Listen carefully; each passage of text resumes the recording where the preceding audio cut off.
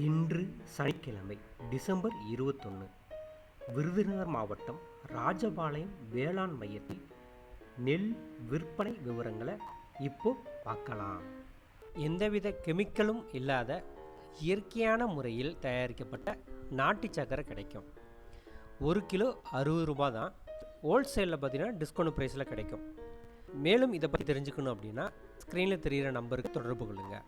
ராஜபாளையம் நெல் வேளாண் மையத்தில் நெல் வரவு அதாவது அரைவுள் பார்த்திங்கன்னா 27.72 டன். இவை அனைத்தும் சாதாரண நெல் வகையை சார்ந்தது.